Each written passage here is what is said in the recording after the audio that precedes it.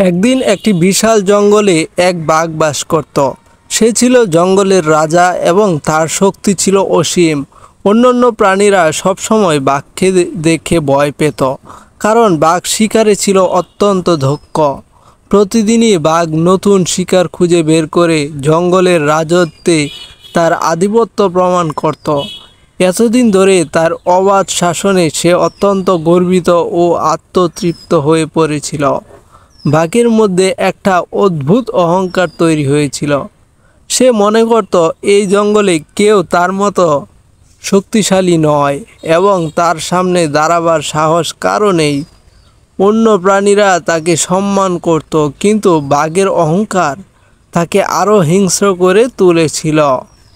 একদিন বাঘ ভাবল যে তার শক্তির কোনো সীমা নেই এবং কেউ তাকে পরাস্ত করতে পারবে না। সে ভাবল এই শক্তি দিয়ে সে সব কিছু নিয়ন্ত্রণ করতে পারবে।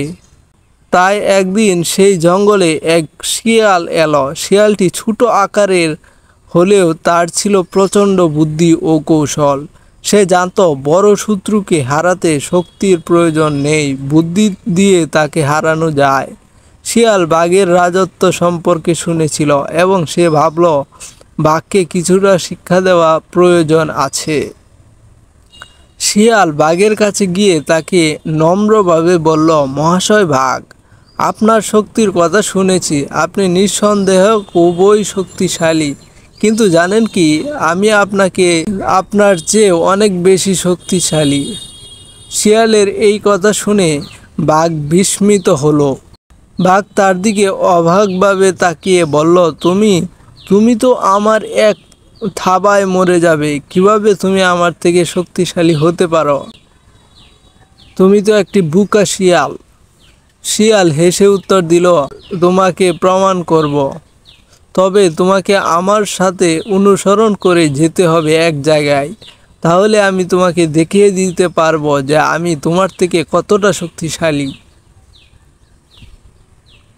বাঘ শিয়ালের কথায় আগ্রহী হয়ে উঠল। তার অহংকার এতটাই বড় ছিল যে সে ভাবল শিয়াল তার সামনে দাঁড়াতেই পারবে না। তাই সে শিয়ালকে অনুসরণ করতে সম্মত হলো।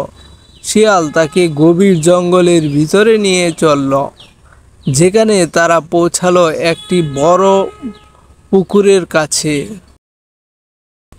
পুকুরের ধারে এসে শিয়াল বাঘকে বলল, মহাশয় বাঘ, দেখুন এই পুকুরের ভিতর আরেকটি বাঘ আছে। সে আমাকে রক্ষা করে এবং তার শক্তি আপনার চেয়েও বেশি। বাঘ অবাক হয়ে পুকুরের দিকে তাকালো। পুকুরের স্বচ্ছ জলে বাঘে তার নিজের প্রতিফলন দেখতে পেল। কিন্তু বাঘ ভাবল এটা আরেকটি বাঘ। রাগে গর্জন করে সে সেই প্রতিফলনকে আক্রমণ করার জন্য পুকুরের জলে ঝাঁপ দিল। কিন্তু জলে কোনো বাঘ ছিল না, শুধুমাত্র তার নিজের প্রতিবিম্ব ছিল। সে যতই আক্রমণ করুক, প্রতিবিম্ব আঘাত পেলে মিলিয়ে যেত। বাঘ ক্রমাগত চেষ্টা করে ক্লান্ত হয়ে পড়ল এবং অবশেষে বুঝতে পারল যে শিয়াল তাকে বোকা বানিয়েছে। লজ্জায় এবং অপমানে বাঘ দ্রুত জঙ্গল থেকে পালিয়ে গেল। শিয়াল তার বুদ্ধি দিয়ে বাঘের অহংকার ভেঙে দিয়ে বিজয়ী হলো।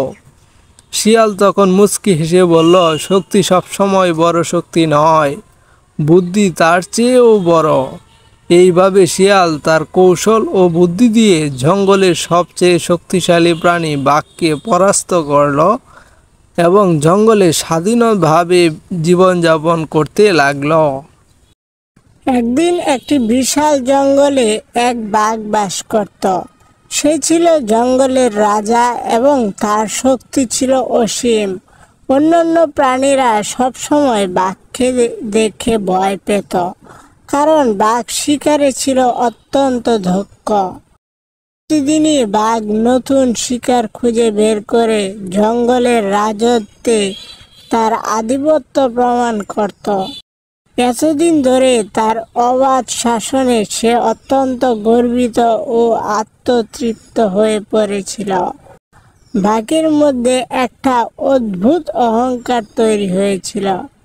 সে মনে করত এই জঙ্গলে কেউ তার মতো শক্তিশালী নয় এবং তার সামনে দাঁড়াবার সাহস কারো নেই। অন্য প্রাণীরা তাকে সম্মান করত, কিন্তু বাঘের অহংকার তাকে আরো হিংস্র করে তুলেছিল। একদিন বাঘ ভাবল যে তার শক্তির কোনো সীমা নেই এবং কেউ তাকে পরাস্ত করতে পারবে না। সে ভাবল এই শক্তি দিয়ে সে সব কিছু নিয়ন্ত্রণ করতে পারবে। তাই একদিন সেই জঙ্গলে এক শিয়াল এলো। শিয়ালটি ছোট আকারের হলেও তার ছিল প্রচণ্ড বুদ্ধি ও কৌশল। সে জানত বড় শত্রুকে হারাতে শক্তির প্রয়োজন নেই, বুদ্ধি দিয়ে তাকে হারানো যায়। শিয়াল বাঘের রাজত্ব সম্পর্কে শুনেছিল এবং সে ভাবল বাঘকে কিছুটা শিক্ষা দেওয়া প্রয়োজন আছে। শিয়াল বাঘের কাছে গিয়ে তাকে নম্রভাবে বলল, মহাশয় বাঘ, আপনার শক্তির কথা শুনেছি। আপনি নিঃসন্দেহ খুবই শক্তিশালী, কিন্তু জানেন কি, আমি আপনার চেয়ে অনেক বেশি শক্তিশালী। শিয়ালের এই কথা শুনে বাঘ বিস্মিত হলো। বাঘ তার দিকে অবাকভাবে তাকিয়ে বলল, তুমি তো আমার এক থাবায় মরে যাবে। কিভাবে তুমি আমার থেকে শক্তিশালী হতে পারো? তুমি তো একটি বোকা শিয়াল। শিয়াল হেসে উত্তর দিল, তোমাকে প্রমাণ করব। তবে তোমাকে আমার সাথে অনুসরণ করে যেতে হবে এক জায়গায়। তাহলে আমি তোমাকে দেখিয়ে দিতে পারবো যে আমি তোমার থেকে কতটা শক্তিশালী।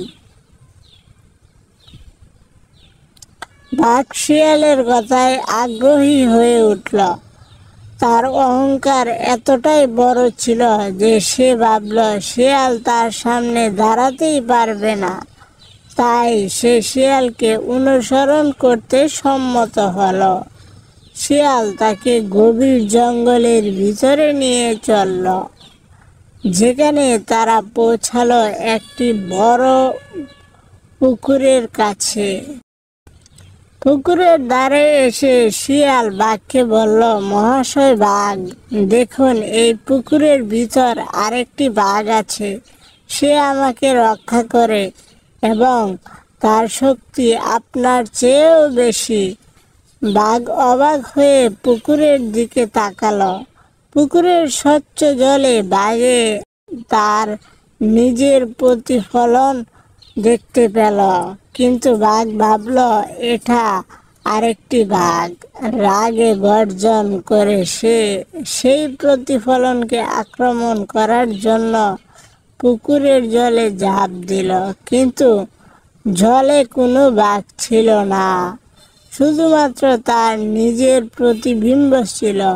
সে যতই আক্রমণ করুক, প্রতিবিম্ব আঘাত পেলে মিলিয়ে যেত। বাঘ ক্রমাগত চেষ্টা করে ক্লান্ত হয়ে পড়ল এবং অবশেষে বুঝতে পারল যে শিয়াল তাকে বোকা বানিয়েছে। লজ্জায় এবং অপমানে বাঘ দ্রুত জঙ্গল থেকে পালিয়ে গেল। শিয়াল তার বুদ্ধি দিয়ে বাঘের অহংকার ভেঙে দিয়ে বিজয়ী হলো। শিয়াল তখন মুচকি হেসে বলল, শক্তি সবসময় বড় শক্তি নয়, বুদ্ধি তার চেয়েও বড়। এইভাবে শিয়াল তার কৌশল ও বুদ্ধি দিয়ে জঙ্গলের সবচেয়ে শক্তিশালী প্রাণী বাঘকে পরাস্ত করল এবং জঙ্গলে স্বাধীনভাবে জীবনযাপন করতে লাগল। এক গ্রামে একটা ছোট্ট পরিবার বাস করত। তাদের মধ্যে ছিল এক ছোট্ট মিষ্টি করে একটা বাচ্চা। সেই বাচ্চাটা অনেক সুন্দর ছিল। একদিন সে খেলতে খেলতে জঙ্গলে চলে যায়। মিষ্টি মেয়েটা আম গাছের ছায়াতে পা রাখে। একটি আম তার সামনে পড়ে। আমটি হাতে নিল।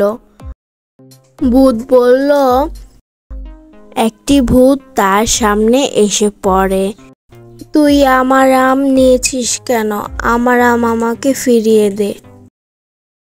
সে ভূতে ভয় পেত না, কারণ ছোট্ট মেয়েটি ছিল খুবই চালাক। তার মা তাকে বলেছিল ভূত বলে কিচ্ছু হয় না। তাই ছোট্ট মেয়েটি বলল, এটা যে তোমার আম, তোমার তো নাম লেখা নেই। যদি নাম লেখা থাকতো তাহলে তোমাকে দিয়ে দিতাম। এই বলে ভূত আম গাছ থেকে আম পেড়ে লেখার চেষ্টা করলো। ভূতটি বলল, নাম লেখা নাই তো কি হয়েছে, এখনই আমি নাম লিখে দেব। কিন্তু সে যতবারই আমটা নিল ততবারই ফেটে গেল। সে কিছুতেই আমের মধ্যে তার নাম লিখতে পারে না। সে অনেক গাছ থেকে আম পেড়ে, কিন্তু ভূতটি লেখার সময় নাম লেখার চেষ্টা করলো। অনেকবার ভূত চেষ্টা করলো কিন্তু পারল না, আমগুলো ফেটে যাচ্ছিল। ছোট্ট মেয়েটি চলে গেল। এই সময় আর ভূত তাকে কখনো পেল না। ছোট্ট মেয়েটি আর কখনো ওই জঙ্গলে গেল না। এই গল্পটা থেকে বুঝলাম কোনো সময় জঙ্গলে যাব না, যখন যাব বড় কাউকে নিয়ে যাব। হ্যালো বন্ধুরা, আপনাদের যদি আমার ভিডিও ভালো লাগে তাহলে লাইক করবেন আর সাবস্ক্রাইব করবেন, আমাদের পাশে থাকবেন।